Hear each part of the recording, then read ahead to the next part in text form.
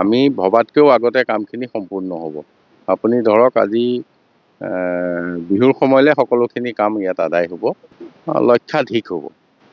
ইয়াত আমাৰ যিটো এলিভেটেড কৰিডৰ তাৰ আধাৰশিলা হ'ব।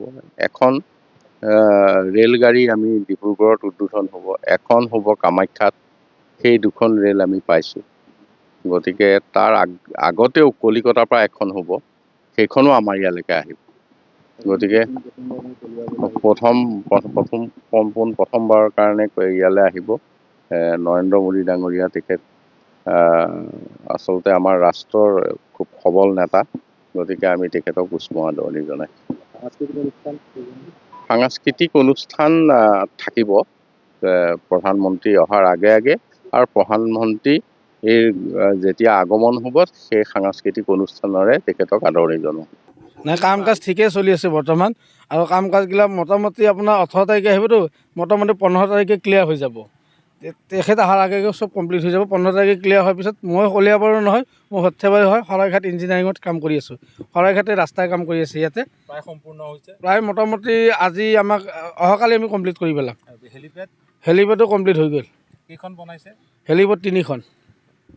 আৰু আমি পৰম ভাগ্যৱান যে আমাৰ কলিয়াবৰলৈ ভাৰতৰ প্ৰধানমন্ত্ৰী, বিশ্বৰে এজন শক্তিশালী প্ৰধানমন্ত্ৰীৰ ভিতৰত নৰেন্দ্ৰ মোদী ডাঙৰীয়া, আমাৰ ভাৰতৰ প্ৰধানমন্ত্ৰী, তেখেতে এই কলিয়াবৰৰ এই মৌচন্দা পথাৰৰ ভূমি পদাৰ্পণ হ'ব 17 বা 18 তাৰিখ। এই দুটা দিনৰ ভিতৰতে তেখেতে আহিব বুলি আমি গম পাইছোঁ। আৰু ইতিমধ্যে আপোনালোকে দেখিছে, এয়া তেখেতক আদৰিবৰ কাৰণে সকলো ফালৰ পৰা প্ৰস্তুতি এয়া ব্যৱস্থা কৰা হৈছে।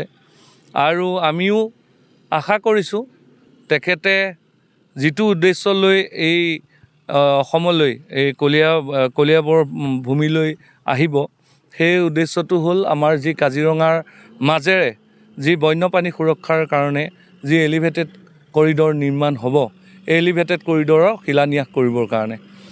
আৰু তেখেতে ইয়াত যিখন জনসভা, যি কলিয়াবৰত যিখন জনসভা আয়োজন কৰিছে, এইখন মৌচন্দা পথাৰ।